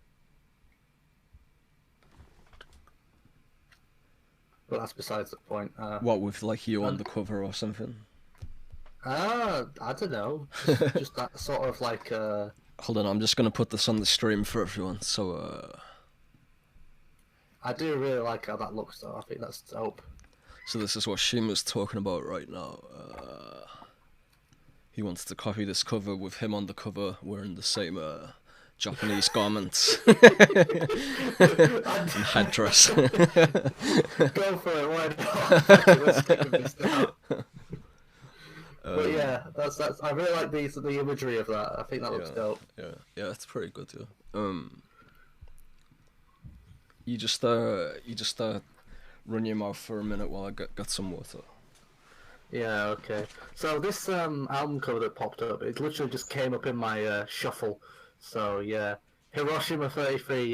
Yeah. I know the similarities, but Hiroshima are actually a really dope band. It's sort of like indie pop, and there's a song they made called Dada, which I absolutely love. Listen to Dada by Hiroshima. It is a dope little track. Absolutely lovely. Dank Vibes ask, are we talking about Alan Watts? Yes, we are. This is Alan Watts Hour here on Dream Catalogue. We're going to be discussing Alan Watts and nothing else. Huge Watts fan here. What's your favourite Watts book? The Book Against the Taboo of Knowing Who You Are. That's a very, very good one. I particularly like that one. And I'm very rapid fire on these questions. Holy shit, I need to slow down so David can catch up. Here we go. I went through like 4 while you were gone. They were all at the bottom though, so you can still go from the top. Yeah.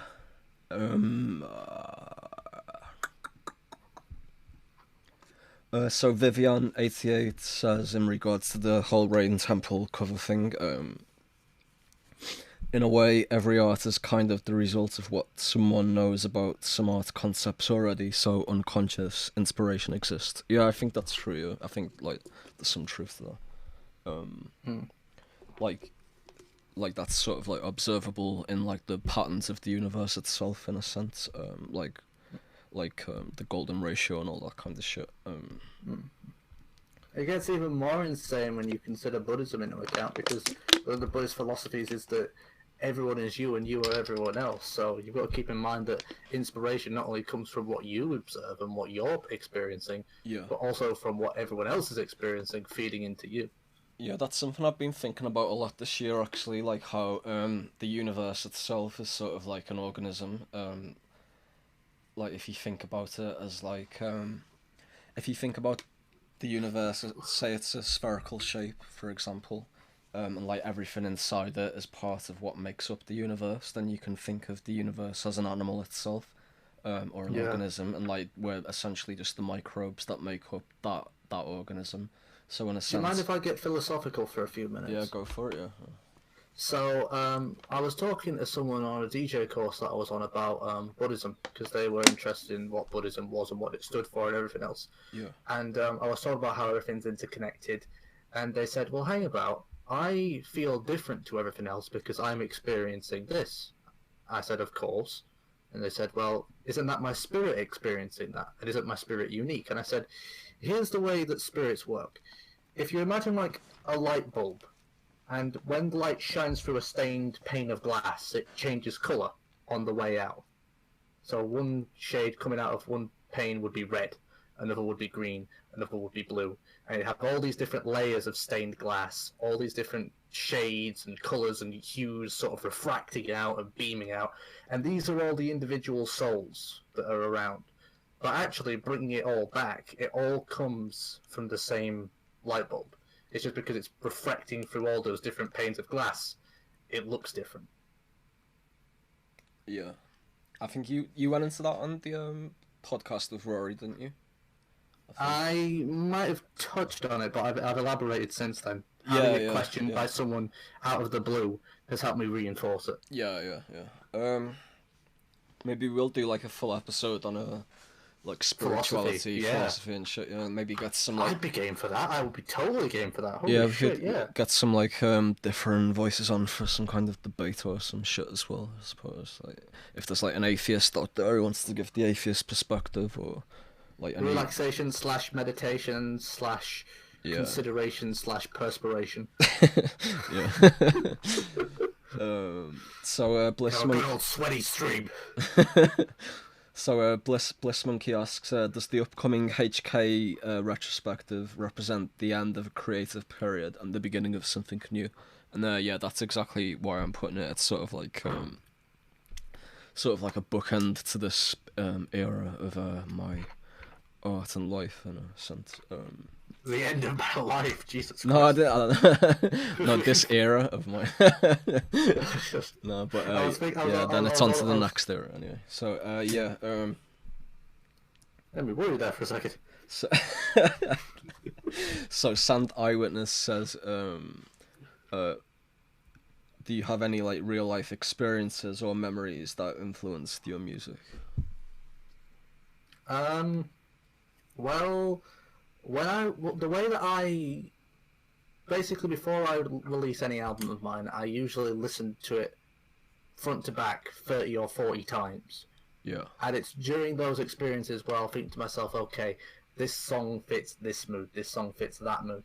And I remember there was one time when I was skiving from school, because I used to be a chronic skiver, and I got on a bus to a place called Ripon, which is outside of... I live in West Yorkshire, and Ripon is basically outside of West Yorkshire. And I only had a West Yorkshire bus pass. So I got a bus to Ripon, and then I realised I couldn't get the bus back. I'd have to walk. And it was the 3-hour walk. And all I had was my iPod, the change from my bus pass, and nothing else. And I was like 15 at the time. This was like a month before Museum came out. And I was like, right, time to put the earphones in, time to put Museum on, and I just walked for like 3 hours with that on, and I was like, wow, okay. Because it was like through like countrysides and fields and shit. There was like no, like the odd thing that you get is like a car every 5 or 10 minutes, and that's about it. And it was actually a really sort of, I don't want to say transcendental because that's a very cliche word, but it was otherworldly. Yeah, I've had experiences like that myself, so I know what you're talking about. I think most people can relate to that on some level. What about yourself? God, I don't know. I approach like all my music so differently, like from like album to album and stuff, and song to song. That actually, like the most interesting experience that I've sort of put into a song was it's actually going to be the first song on this HKE compilation coming out on the 12th. It's the song Memories of Loop Matrix on Pyramids. It's like the last track on that. Like I actually I listened to that song on I made an 8-bar loop which I sort of based the song off of, and I listened to it literally for like 26 hours without, and like I slept through it and everything. It became like your mantra. Yeah, in a sense. Well, it was like really like you just alluded to, a sort of like a transcendental experience where it's like this, just like complete hypnosis of this one loop, like going at it in my brain for like 26 hours non-stop. Yeah, it's the same way that if you like listen to a sine wave for long enough, it just becomes... Yeah, I've done that. It's like, it's such a trip when you listen to a sine wave for like an hour and it's just like completely fucks your head up. That it's even more like intense when you do two different sine waves, like one in one ear and one in the other. Oh, binaural beats. Yeah. Yeah, that. I actually use binaural beats to help me get to sleep. Yeah, I don't use them myself because they sort of creep me out a bit. But yeah, like that. It depends on the frequency of the binaural beats, because basically how it works is you have one frequency in one ear, one frequency in the other, and then because of how your brain works, you'll perceive a third frequency in the middle. Yeah. And depending on the distance between, like in hertz, the distance between the left frequency and the right frequency, that determines what the third perceived frequency is. Yeah. And then based off of the frequency of the third frequency, the perceived one, that determines the emotional effect that it'll have on you. If the hertz difference between the two frequencies is massive, then it'll invoke fear and anxiety and paranoia. But if it's like really close or like 3 or 4 hertz off, Yeah. it's like really relaxing. It's like hypnosis. It's proper sleep inducing. Yeah, there was a period where I got telepath was like this at the same time as well. Like we were both like really interested in like the patterns of numbers within like frequencies and stuff, and we were doing like a lot of like experimenting with that kind of shit at the time. But I don't think it really made it into much of our music. It was more like just like a studio experiment, so to speak. Yeah. I'm going to skip the queue a bit because Dan Vibe asked a great follow-up question. Have you ever used binaural beats on an album, though? Yes, twice. Museum and Release both used them. I never don't know knew if that. you noticed. Yeah. On Release, I actually used 2 techniques there. First technique I used was the binaural beats, as you know. Second technique that I used was, you might hear on the beginning and end of a few tracks, it sounds like waves coming in and out. Yeah. That isn't a wave. That's just static fading in and out. Oh really? Yeah, like I love using static in music. Actually, that's something I do quite often because it's got like that sort of relaxing effect to it. I tell you what's great, yeah. And I think I'm the only one who does this, but I really want to see more people do it because it's absolutely fantastic. Instead of having hi-hats and like cymbals and stuff, just have a static wave, but fuck with the volume modulation. So when you want the hi-hat to be there, the static's really loud, and then when you don't want there to be a hi-hat there, just turn the static off. Yeah. I think I'm the only person who does that, but it's a really cool effect. Yeah. No, I've heard of other people using like static layers and stuff. I've done it a few times myself for like percussion. So Broken Canyon asks, what artists have you been getting into for the past month or so, both outside and inside of the scene? Do you want to take that first? Well, that depends on what you classify as the scene. I mean, everyone's technically inside or outside some scene or another, so it's kind of a trick question. But in terms of artists that I like, in terms of artists that I'm into at the moment... Like, what are some new ones that you've been listening to? Particularly new ones. I'm all over Bill Wirtz. Absolutely love that guy. He's an absolute classic. I don't think there's any denying that. Let me leap into my favourites real quick, and I'll get back to you. If my favourites want to load up, they don't. It just wants to redirect me to the Wiggles. Thanks. Yeah, sure. Let's name drop the Wiggles. Big up to the Wiggles massive. Okay, and let's see. Okay, now you actually want to load up my favourites. Thank you. Okay, who's first on my list? Unknown artist. Yeah, okay, so that's not useful at all.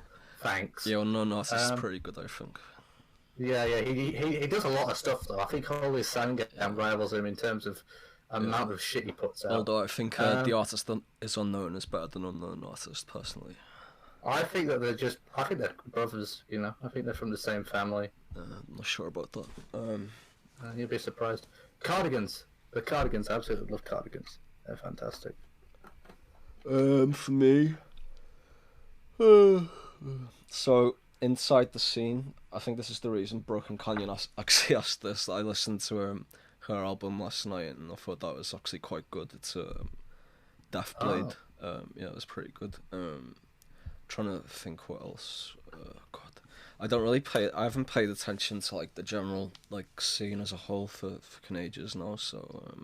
So low key, this is just a whole thing to name drop Broken Canyon. Yes, probably. Yeah.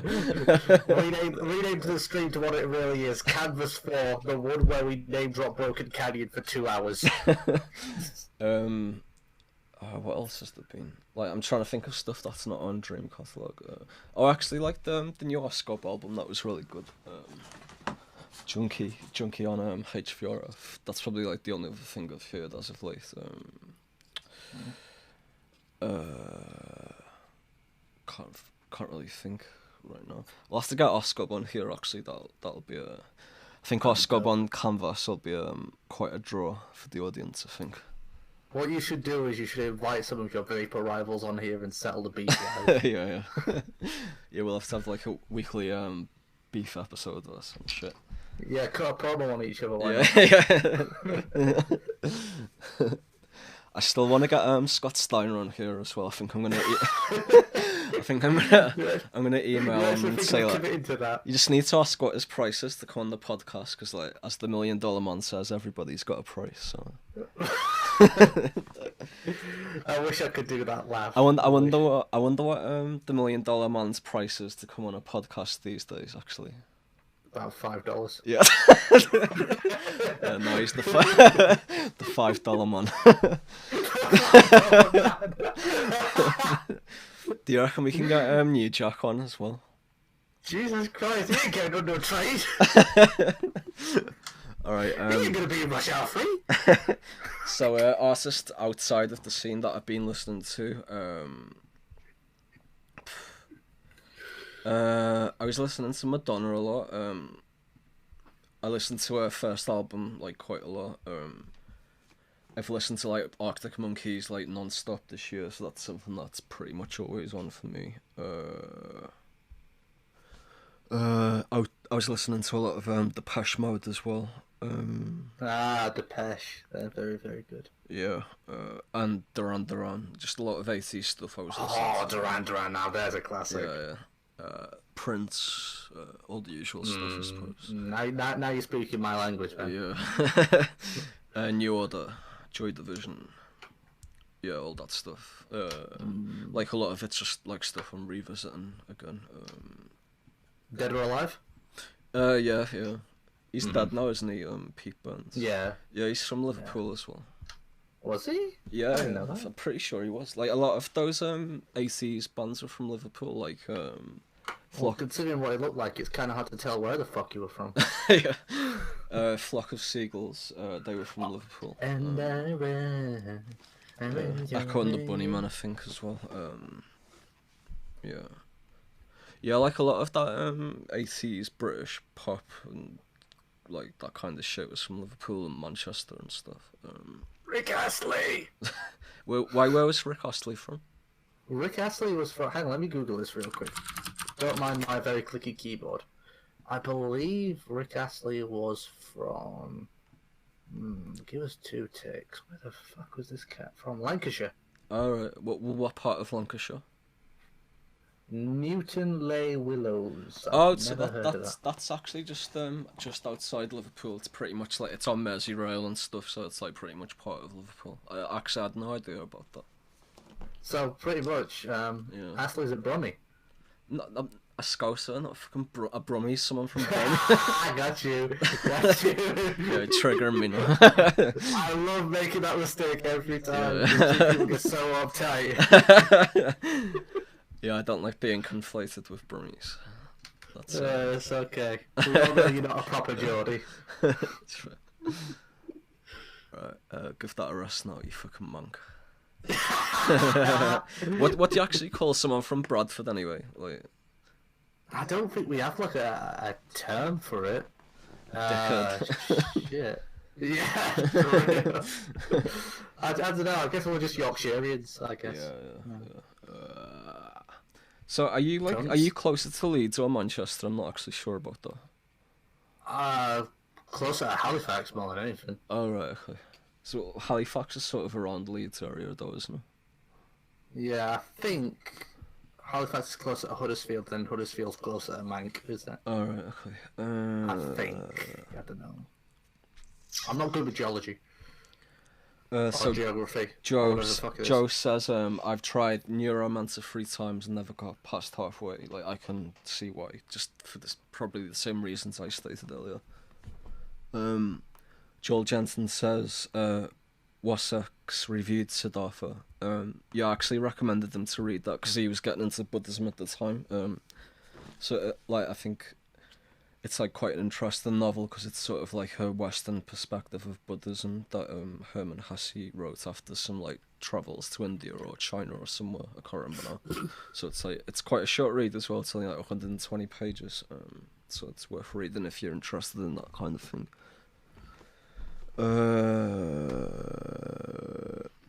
Digital Dream says, Tafka, I wrote a paper on you, Dream Catalogue, and One Car Why for my Chinese cinema class this semester. That's really cool, actually. I'd be interested to read that if you want to send it over somehow. I'm not quite sure. If you want to drop like a link in the chat to the PDF or whatever.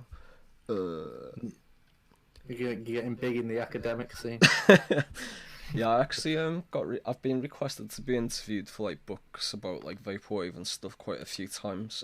But I just reject it because like I don't really want to be. You don't want to milk it. Yeah, I'm just really not interested in like being in those kind of things.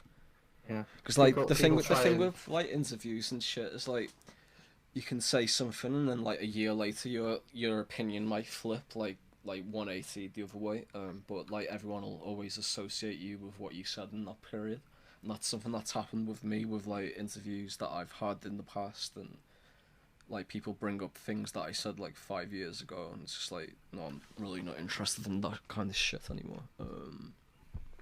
I don't let it faze me because like I mean like really it's like something that shouldn't really bother you very much because like it's just sort of like a representation of who you were at that time. Yeah. So that's probably. You already knew what I was going to say before I fucking said it. I thought I was interviewing HKE, not fucking Telepath. God damn.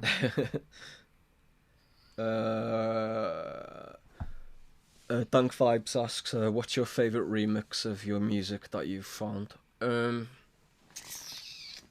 that's a hard one. Oh, actually, Jude Frankham did like a guitar cover of the second track of Birth of a New Day. I really liked that. That was quite a few years ago. So probably that one. Have you got any in particular? I mean, Mike today did a pretty dope flip of animal. Yeah. Yeah, that was pretty good.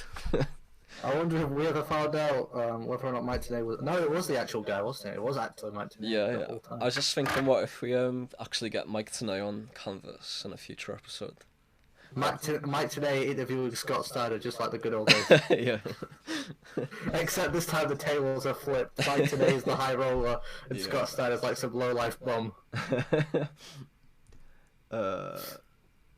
Shit, I've just lost my place in the chat. Do you remember back in 2000 when you said you'd beat the shit out of me if I asked that question again? Well, who's laughing now, fuckface? Rick DeYoung asks, favourite mushrooms or other fungi? Of course, we gotta big up the shiitake, just because everyone thinks that it said like shit take. Mushroom is like right at the bottom of my worst foods list. I can't stand it, so I'm gonna opt out. You could say that on his best foods list, HKE doesn't have much room. Yeah. Kill me. Yeah.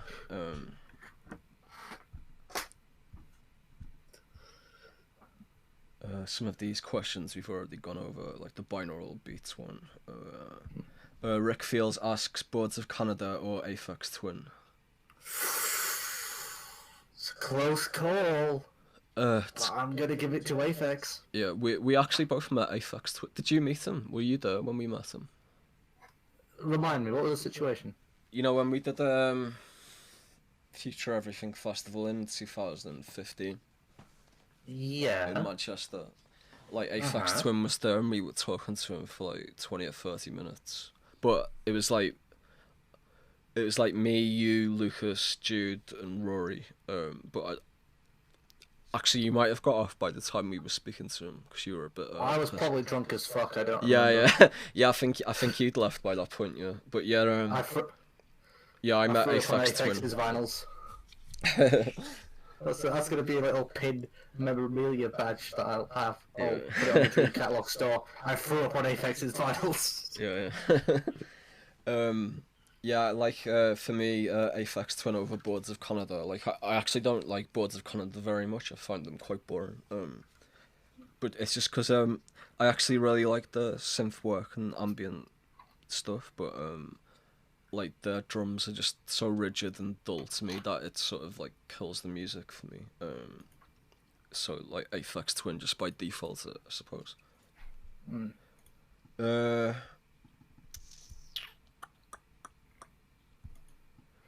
Light asks, Liverpool at top of the Premier League table today. Do you think it'll end that way? So I haven't actually been watching the football much this year. I've caught a few games, like I caught Liverpool versus Chelsea about a month or two ago. But like I'm just sort of a bit sick of football altogether, just because like it's whatever. I mean, like I grew up watching football, and it's like always been like one of my biggest hobbies and pastimes. But yeah, like if like just based on my general knowledge of football, I'd probably say like City will probably take it by the end of the season, just because Liverpool always have that inconsistency in their play. But yeah, I mean, like if I was gonna put money on it, I'd say City will probably take it this year again. Why don't you do a 2 hour long canvas about football? Because I just said right now that I've not been watching football very much as of late. You don't have to know anything about football. Well, talk about classic football. You talk about whatever. Just fucking. All right, okay. 2 hours. Yeah, that we can put that one down for a future episode, maybe if we're completely out of ideas and we're desperate. You kick a ball and or you win. There you go. Well, I mean, like I play FIFA a lot, like pretty much every day, and I've started playing football again recently, so we can talk about that. So you know how to kick a ball. Yeah, I can kick a ball. Very, very skilled artist we have here, ladies and gentlemen. The pinnacle. Oh, we just got a super chat from Broken Canyon for $2, and that was dedicated to your mushroom joke, Shima. You can take the $2 back. It wasn't worth it. No, I'll keep it then. Okay. Yeah, thanks very much for that. That's their compensation for subjecting you to such a shit joke.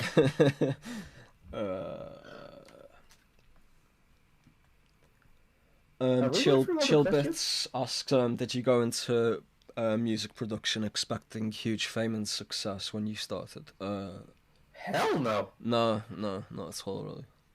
And that's not something I'm really interested in at all either.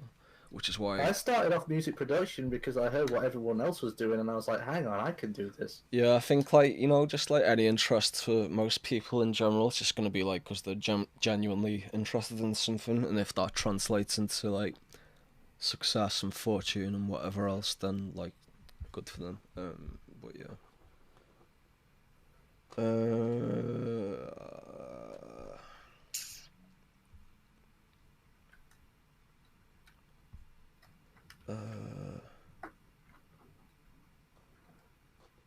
Okay, so this is the last question we've got right now. HK, would you consider doing your own artwork for your own records? I've actually done that quite a lot of times, so Same here. All the album artwork has been my own personal like thing. But in terms of like the album that I really want to release, that Comfy thing, what I'm actually thinking of doing for that is actually commissioning some like traditional artwork. What, like painting or something? Yeah, like commissioning that and then using. Oh, you're not gonna do this dressed up in the Japanese garments that I've just put back up on the stream now. I might. I might do that for a different cover. Maybe that'll be the one after Comfy, but yeah. So, I do want to copy that for real. We got a few more questions here. We got Rick Fields asks, Kraftwerk or Can? I haven't heard enough of either to really make a decision. Well, I've heard quite a bit of both, and I'd say Can just about edge it for me, because Kraftwerk can be a bit irritating at times, I think. But I do like both bands. Your Mother asks, do you guys like 2814? I've heard he's an overrated piece of shit. Yeah, I agree. Nah, yeah, they're not bad, 2814. Broken Canyon says, my Sangam question was ignored. I'm not going to let that slide. What was you saying? Oh, no. It was the same question you asked like 2 streams ago. That's why we ignored it. It was the same question of if Sangam was a girl, would she be hot? And I already answered that with I would do her. Yeah, go back and listen to Canvas episode 2 if you want to hear. But if you want me to rectify, if you want me to further clarify, I would do Sangam even if he was still a dude. I mean, that's besides the point. You know, I'm going to cut this extract out from the podcast and play it on. No, you're not. I'm going to DM it to Sangam directly. Yeah, we're definitely having Sangam on Monday's episode, so definitely tune in for that one if you want to ask Sangam some stupid questions about being a girl. If you want to see Shima propose to Sangam, come in next time.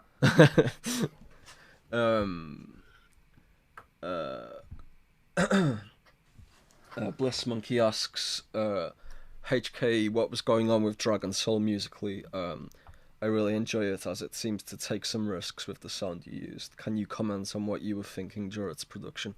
That actually gives me an idea. What I'll do on a future episode of Canvas is like, I think there's quite a lot I can say about Dragon Soul more than probably any other album. So what I'll do is I'll go through it like track by track and just talk about like maybe how I made it and like what the feeling was at the time when I was making the track and stuff. Because like that's probably like the one album that I really did spend like months and months working on, more so than anything else. So yeah, I'll do like a full episode on that soon. So I'll mark that down along with the Dragon Soul episode. So I'm gonna do a Henry Moonchild coverage episode and a Dragon Soul coverage episode. So look out. Are you going to do the Henry Moonchild coverage episode as Henry Moonchild? Yeah, I did actually start working on a Henry Moonchild accent. To hijack the stream halfway through. Yeah. I did start working on a Henry Moonchild accent speaking when I was like full blown Henry. But yeah, maybe I will perfect that a bit more and then do it in his voice. So you need to go up in the mirror before you do it. Yeah. And maybe do a few lines of coke as well. Yeah. Throwing a black polo neck sweater. Yeah. With them black turtlenecks on the go. Yeah.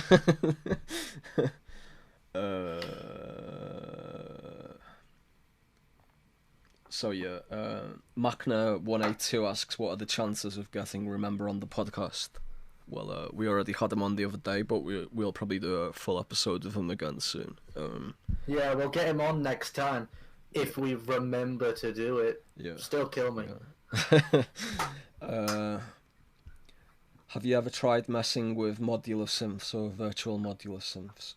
So Reason, the way Reason works is pretty much like you do a lot of like routing with like virtual cables and stuff, so it pretty much works like modular synths would work. So that's pretty much what I've been doing for like the past 12 or 13 years or something, because that's how long I've been using Reason. Now, so what does he exactly mean by modular synths? I've never heard that term before. So it's just like a type of synth, like there's all different types of synthesis that you can get with synths. So, well, technically the Chord Game 1 synth that you use is kind of modular, because basically whatever sound that comes out of the Chord Game 1, it's made up of 2 different like waveforms or 2 different like samples.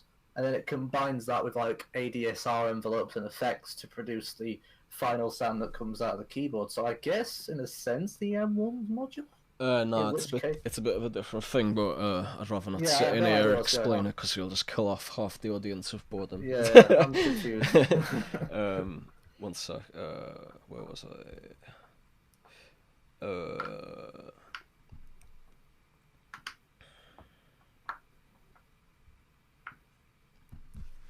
Broken Canyon asks, when will we have a 4-hour special dedicated entirely to the life of Broken Canyon? Well, we've got to have a 6-hour special dedicated to the life of Dank Vibes first. And then afterwards we'll think about it.